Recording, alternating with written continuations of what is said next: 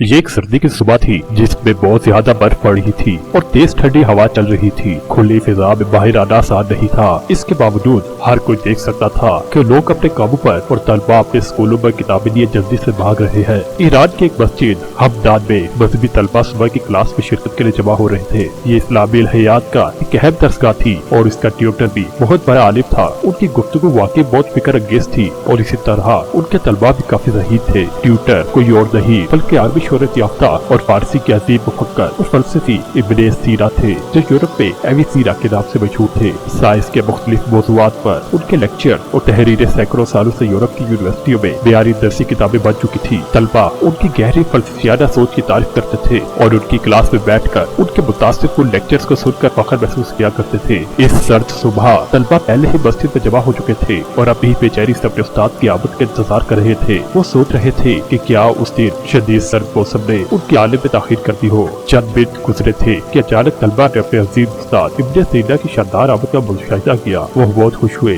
और उनके लिए ताज़ीम और एहतराम के निशान के तौर पर खड़े हो गए। वो अपनी मामूल की जगह पर बैठ के और अपने तलबा से सलाम का तबादला किया। उन्होंने अपनी गुफ्तगू का आगाज अपने मामूल के साफ सुथरे अंदाज में किया, जिससे उनके तलबा पर सहर ताई हो गया। उन्होंने उनके सवालात के तसल्ली बख्श जवाबात भी दिए। तालिब इल्मों में से एक बहुत नौजवान और पुरजोश तालिब इल्म महमद यार था। वो इब्ने सीना से बहुत ज्यादा करीब और मुंसलिक था। वो क्लास के होशियार और दही तलबा में भी सबसे आगे था। जब भी वो अपने ट्यूटर के लेक्चर सुनता था तो हर मौजू पर अपने गहरे फलसफे और इल्म से मजीद मालूम होता जाता था। वो अपने हम जमातों से कहता, मैं हैरान हूँ कि हमारे ट्यूटर इब्ने सीना अपनी आला ज़हानत और जादुई शख्सियत के बावजूद नबी होने का दावा क्यों नहीं करते। कहा जाता है कि एक दिन इत्तेफाक से इब्ने सीना एक रोटी फरोश की दुकान पर खड़े थे। उनकी तवज्जो एक बहुत ज़हीन नौजवान लड़के की तरफ मबसूल हुई, जिसमें बहुत ज्यादा जहाज के आसार दिखाई दे रहे थे। लड़का नान भाई से कह रहा था, मेरी बात थोड़ी आग मांग रही है। नान भाई ने जवाब दिया, क्या तुम आग ले जाने के लिए कोई बर्तन लाए हो? नहीं, लेकिन मैं जानता हूँ कि इसे कैसे उठाना है। लड़के ने फौरन जवाब दिया, ये कहकर अपनी हथेली पर कुछ राख रखी और नान भाई की तरफ हाथ बढ़ाया, जिसने जलती हुई लकड़ी का टुकड़ा उसकी हथेली पर रख दिया। वो बगैर किसी हिचकिचाहट के उसे लेकर घर चला गया। इब्ने सीना इस लड़के के जहानत और हिम्मत देखकर हैरान रह गए। उन्होंने इसे अपनी जाती देखभाल में खुसूसी तरबियत और तालीम देने का सोचा और इस तजवीज को उसके वालिदैन तक पहुँचा दिया, जिन्होंने रज़ामंदी जाहिर की और लड़के को उसकी मुकम्मल देखभाल के लिए सौंप दिया। इस तरह महमद यार उस वक्त से अपने उस्ताद और निगरान इब्ने सीना के घर के अलावा किसी और जगह नहीं रहा। वो हर वक्त एक साथ देखे जाते थे।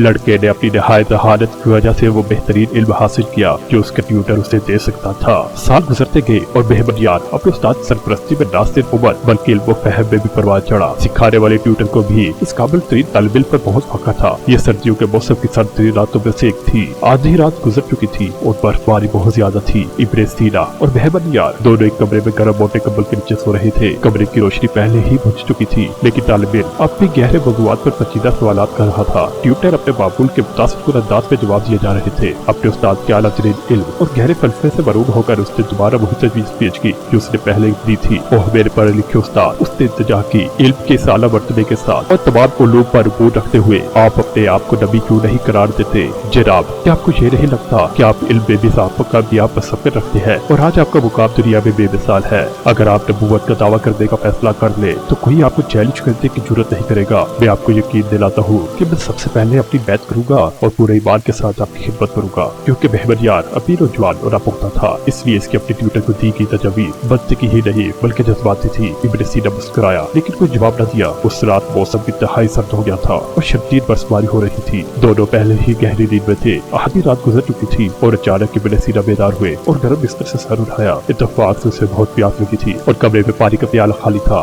इसलिए उसने अपने तालिब इल्म को जगाने का फैसला किया कि वो बाहर जाकर उसके लिए पानी ले आए। ए महमद यार, मेरे बेटे महमद यार, बराए मेहरबानी उठो और मुझे बाहर से कुछ पानी पिला दो। उसने बार बार कहा।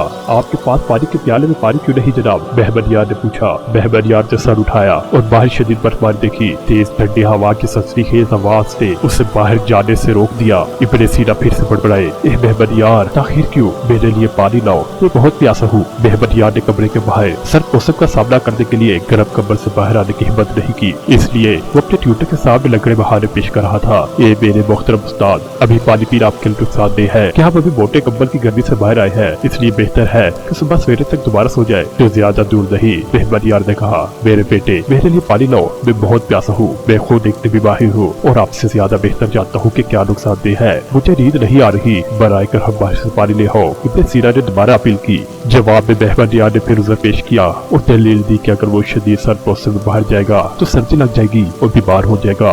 ये कहकर वो वापस हो गया। हर तरफ खामोशी छाई हुई थी और किसी चीज की आवाज सुनाई नहीं दे रही थी। बाहर अभी भी गहरा अंधेरा था, सिवाय उसके कि बशर के ऊपर में सुबह सादक की पहली रोशनी नमूदार होने लगी थी। अचानक खामोशी करीब की मस्जिद के एक मीनार के ऊपर से एक मोहसिन की सुरीली आवाज से टूट गई। कुरान मजीद की चंद आयत की तिलावत के बाद मोहसिन ने बुलंद आवाज में कहा, अल्लाहु अकबर, अल्लाह सबसे बड़ा है। अशहदु अल्ला इलाहा इल्लल्लाह, मैं गवाही देता हूँ कि अल्लाह के सिवा कोई माबूद नहीं। ट्विटर उसके तालिब इल्म दोनों खामोशी से मोहसिन की सुरीली आवाज सुनते रहे। उसके बाद अज़ान अशहदु अन्ना मुहम्मद रसूलुल्लाह के अल्फाज पर चली गई। मैं गवाही देता हूँ कि मोहम्मद सल्लल्लाहु अलैहि वसल्लम अल्लाह के रसूल है। ये सुनकर इब्न सीना ने बहबनियार की तरफ से बार बार की जाने वाली तजवीज का जवाब देने का सोचा और फरमाया, ए मेरे बेटे बहबनियार, मेरी बात सुनो। अब मैं आपकी बार बार पेश की जाने वाली तजवीज का जवाब देना चाहता हूँ। तालिब इल्म उनकी बात सुनने के लिए उठ बैठा। इब्न सीना ने फिर कहा, आप मुझे कई बार नबूवत का दावा करने का मशवरा देते रहे हैं। ये लोग मुझ पर पूरा यकीन करेंगे और आप सबसे पहले ऐसा करने वालों में होंगे। अब देखो, तुम कई सालों तक मेरे करीबी शागिर्द रहे और मुझसे बहुत फायदा उठाया, फिर भी तुमने एक लम्हे के लिए भी अपने गर्भ बिस्तर से बाहर आकर मेरी बात मानना अक्लमंदी न समझा